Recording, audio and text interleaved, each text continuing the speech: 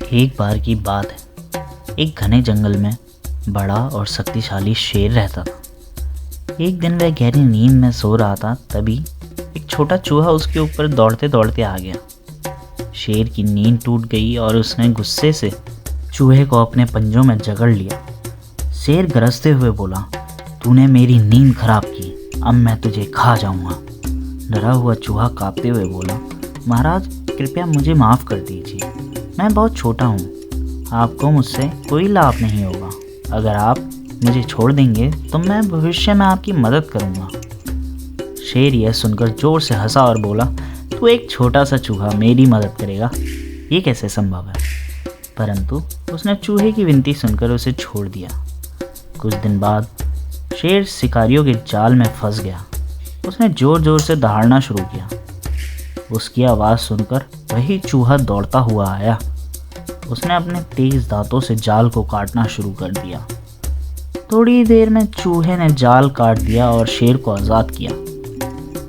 शेर ने चूहे का धन्यवाद करते हुए कहा, तुमने सच कहा था, छोटे होने के बावजूद तुमने मेरी बड़ी मदद की। अब मैं समझ गया कि हर कोई, चाहे वह कितना भी छोटा क्यों ना हो, उपयोगी हो सकता है। इस कहानी से हमें यह शिक्षा मिलती है कि किसी को उसके आकार या स्थिति से नहीं आंकना चाहिए। हर किसी का महत्व होता है। चलिए मिलते हैं आपसे एक नई कहानी के साथ। जुड़े रहिए हमारे चैनल के साथ, कप ऑफ स्टोरीज। एक समय की बात है, एक चालाक बंदर नदी के किनारे एक मीठे फलों से भरे पेड़ पर रहता था। एक दिन एक मगरमच्छ नदी में तैरता हुआ पेड़ के पास आया। वह बहुत थका हुआ था और भूखा लग रहा था।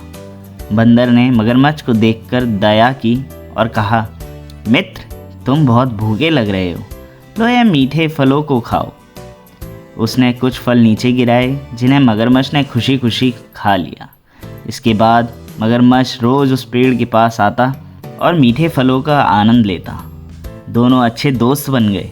बंदर उसे फल खिलाता और वे घंटों बातें करते। एक दिन मगरमच्छ कुछ फल अपने घर ले गया।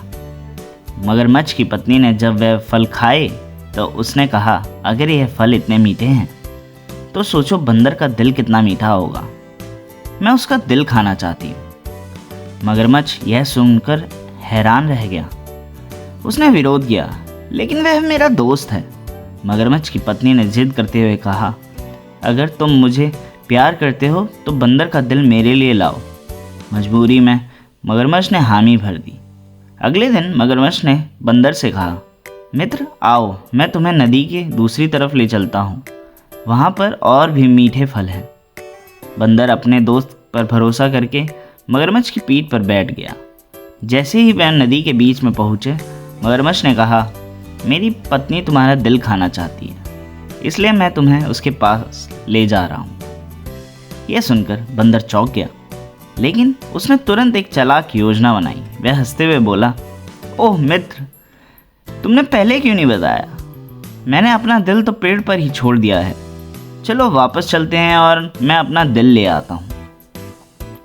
मूर्ख मगरमच्छ ने बंदर की बात पर विश्वास करते हुए कहा, चलो चलते हैं। जैसे ही किनारे पर पहुँचे, बंदर फुर्ती से मगरमच्छ की पीठ से कूदकर पेड़ पर चढ़ गया। पेड़ से नीचे देखकर बंदर ने कहा, तुमने मेरी दोस्ती का विश्वास तोड़ा है और अब तुम्हें मेरा दिल कभी नहीं मिलेगा। यहाँ से चले जाओ और कभी वापस मत आना। शर्मिंदा मगरमच्छ चुपचाप वापस नदी में चला गया। बंदर ने सबक सीखा कि हमेशा सावधान रहना चाहिए और मगरमच्छ ने कभी लौटने की हिम्मत नहीं की। इस कहानी से हमें यह सीख मिलती है कि सावधान रहें और अपनी बुद्धि का इस्तेमाल करें ताकि आपको नुकसान पहुंचाने वालों को मात दी जा सके। चलिए मिलते हैं आपसे एक नई कहानी के साथ।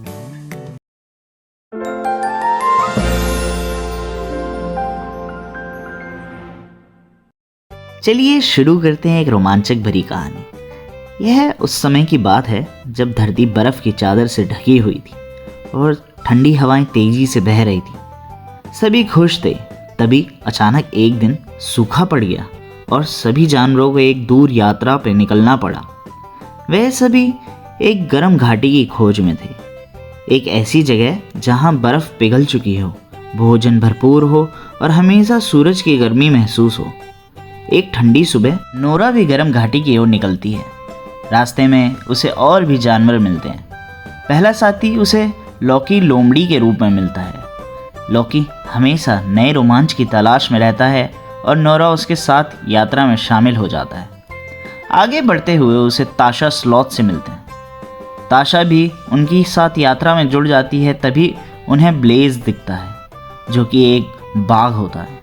पहले ब्लेज उनके साथ जाने के लिए संकोच करता है, पर बाद में महसूस करता है कि यह एक ऐसी यात्रा है जिसमें उसे भी शामिल होना चाहिए, और वो उनके साथ जाने लगता है। कुछ दूर चलते ही उन्हें पेपर नाम का एक छोटा सा पेंगुइन दिखता है, और वह भी यात्रा में शामिल हो जाता है, जो अपने मस्ती भरे अंदाज से सभी को खुश कर देता है।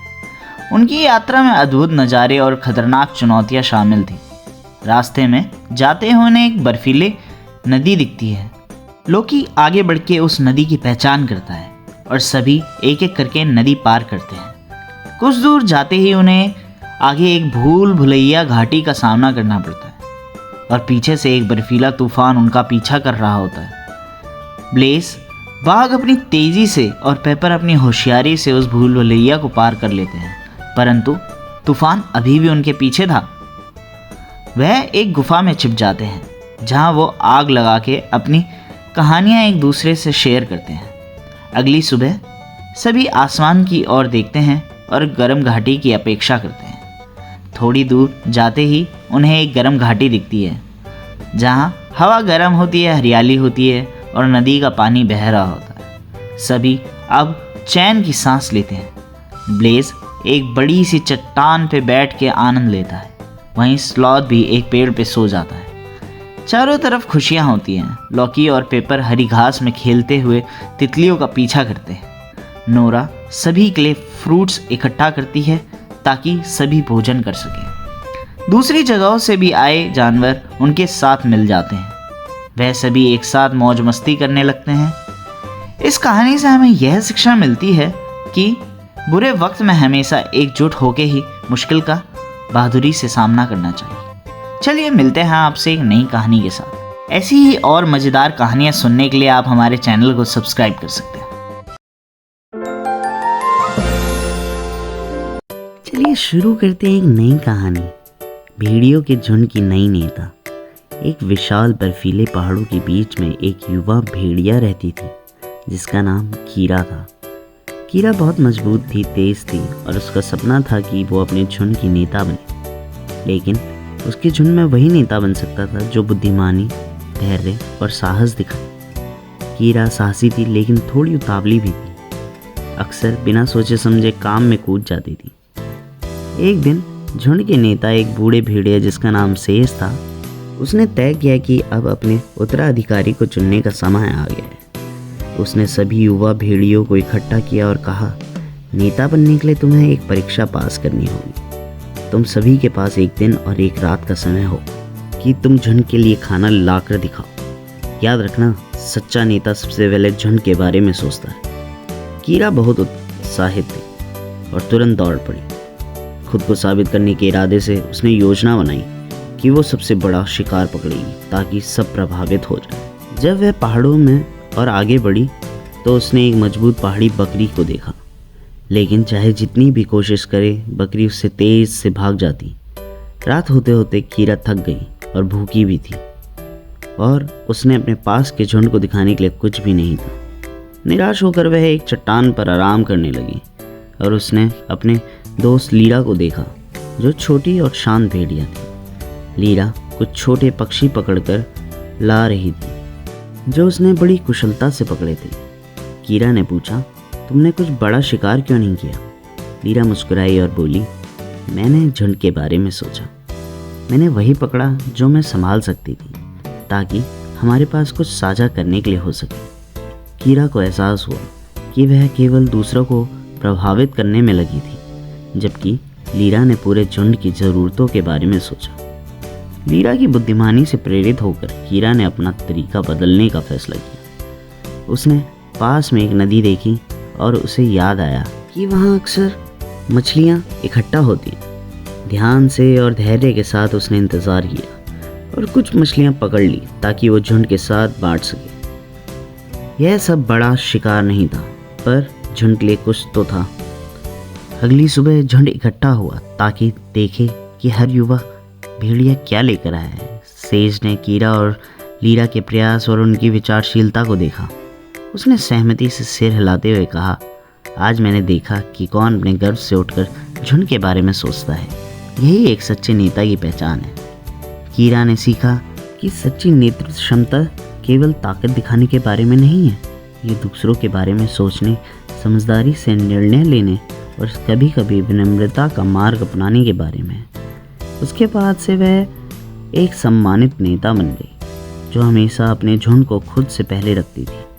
इस कहानी से हमें यह शिक्षा मिलती है कि सच्ची नेतृत्व क्षमता दूसरों की सेवा करने में है, खुद को साबित करने में नहीं।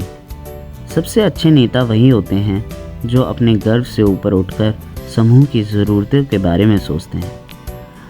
आशा करता हूँ कि आपको यह कहानी अच्छी लगी होगी। ऐसी और कहानियाँ सुनने के लिए आप हमारे पेज को लाइक कर सकते हैं, शेयर कर सकते हैं और सब्सक्राइब कर सकते हैं। चलिए मिलते हैं आपसे एक नई कहानी के साथ। धन्यवाद।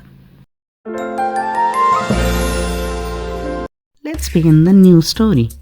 The Clever Rabbit and the Greedy Lion. Once upon a time, in a lush forest, there lived a greedy lion who thought he was the most powerful animal of all. Each day, he would demand that the other animals send him one animal as his meal, or he would hunt them all. One day, it was a clever rabbit's turn to go to the lion, but the rabbit was small and knew that if it went alone, it would be easy meal for the lion. So the rabbit came up with a clever plan to save itself and the rest of the forest animals.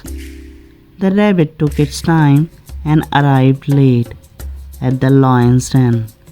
The lion was furious and asked, "Why are you late?"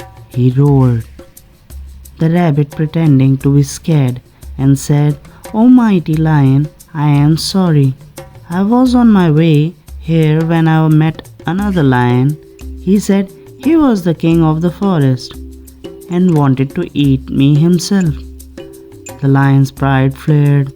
"Another lion in my forest? Take me to him." The rabbit led to the lion to the deep well. "He's down there," the rabbit said, pointing inside. When the lion looked into the well, he saw his reflection in the water and thought it was the another lion. Angry and wanted to protect his territory, the lion roared, and his reflection roared back. Furious, he jumped into the well to fight his enemy, only to realize too late that there was no other lion, just water. He couldn't get out and ended up trapped in the well.